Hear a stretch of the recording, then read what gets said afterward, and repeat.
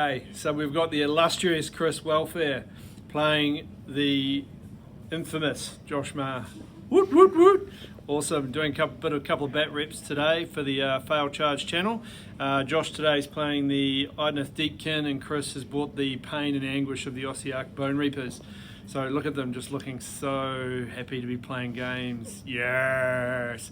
Okay, so we'll come back, we'll check out the armies and then do some tactics and then get stuck into the game. Cool. Righto, so today, it is Josh speaking, just in case you don't know my wonderful voice. Today I'm playing Idoneth Deepkin. I have emerged from the shadows. I need some souls, and who better to take them from the filth that is known as Bonereapers. Yeah, my enclave today is Futhan, just getting all aggressive and all that sort of jazz. I'm running a Tidecaster as my general, so if I want to flip the tides I can. His command trait is the Lord of Storms and Sea.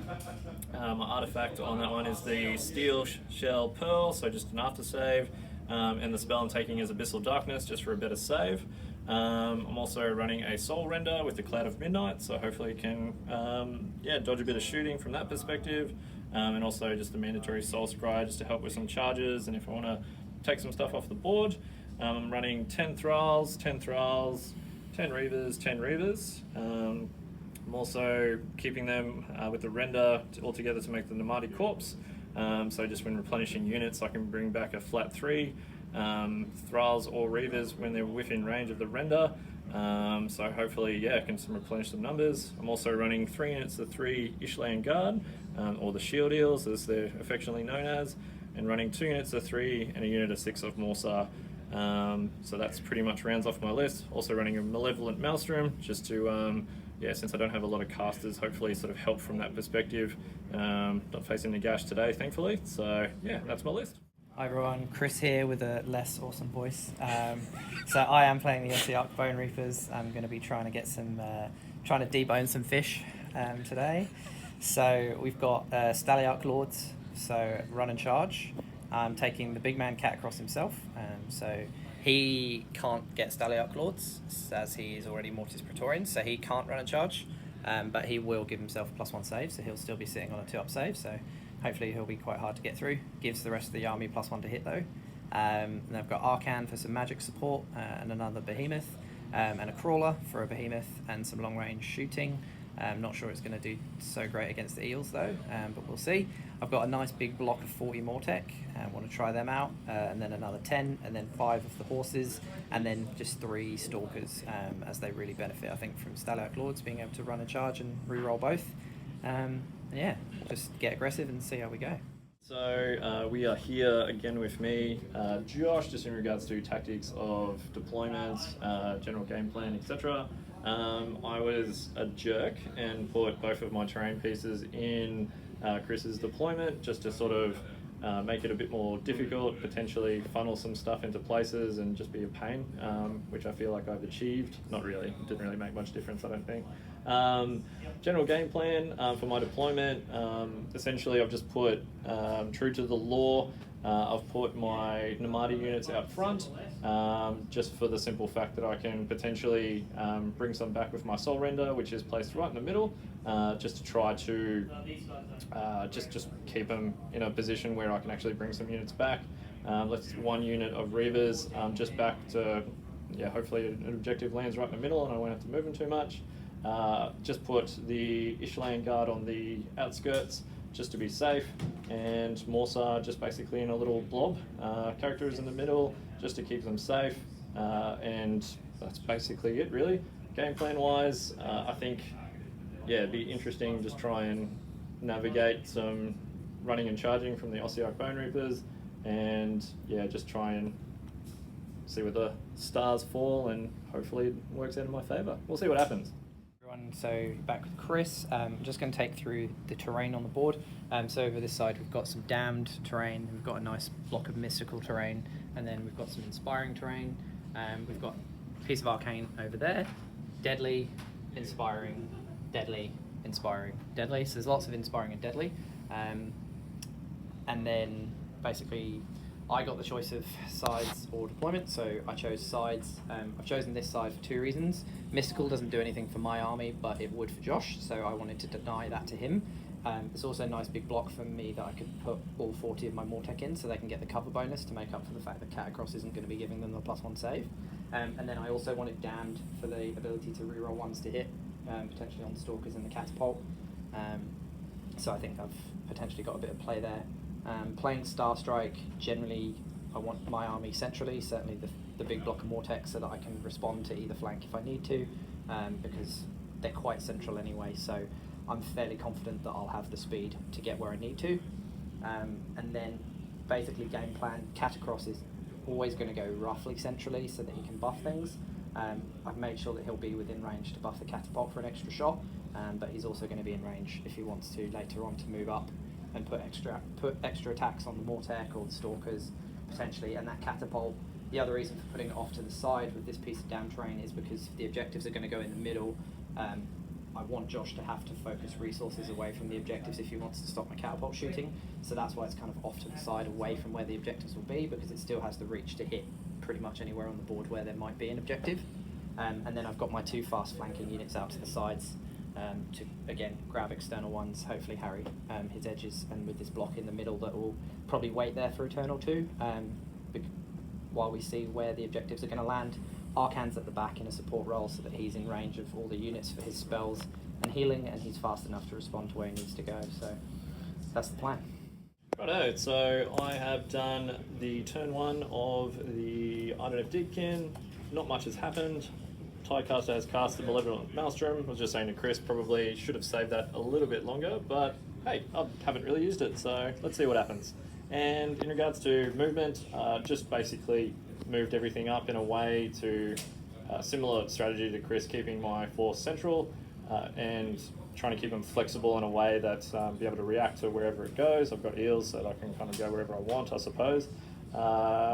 Chris stole my command point because he's mean, and from Katakros. Other than that, just sort of, moved them up.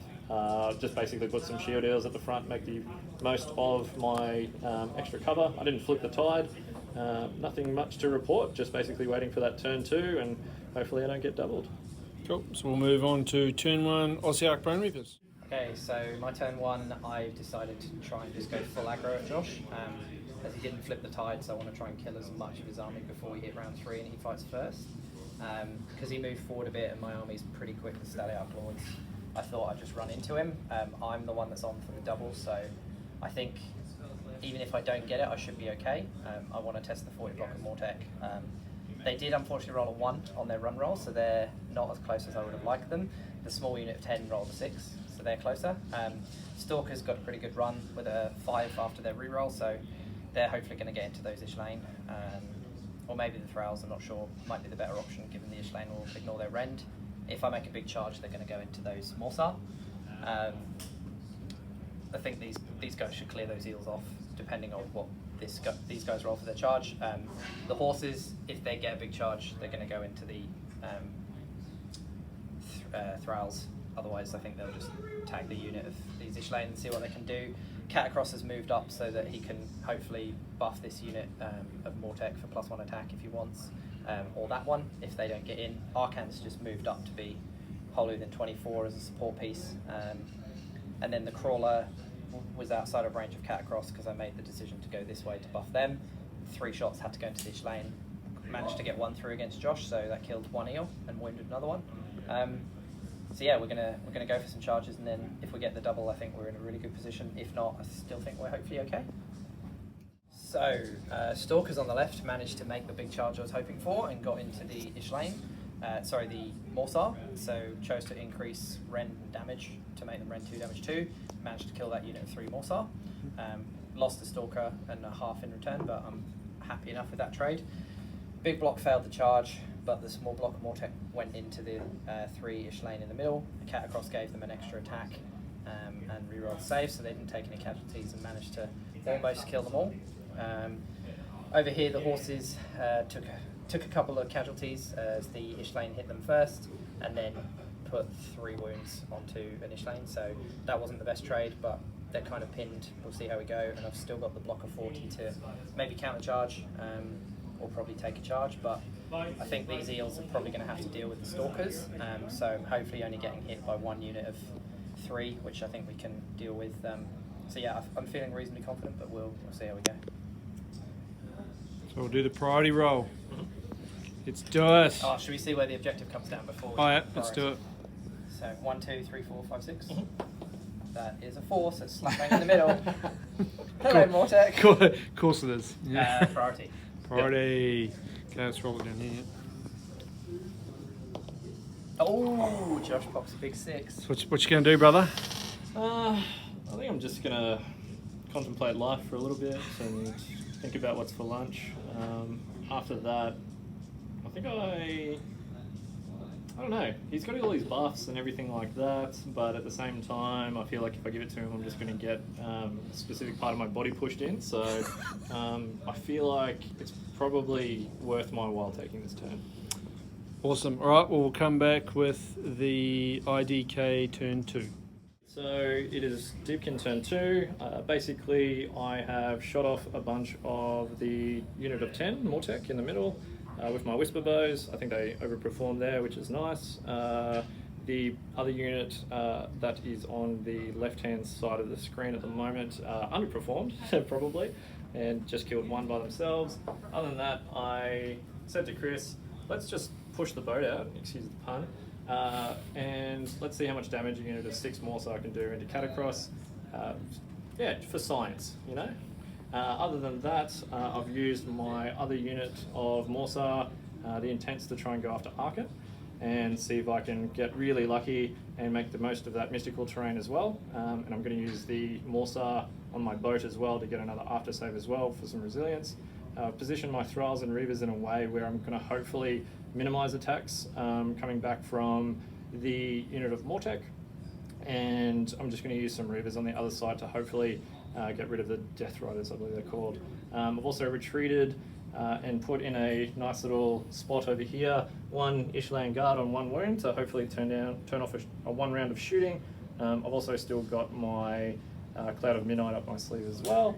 But other than that, that's kind of where we're at. Probably going to make some charges and see what happens. So Deepkin turn 2.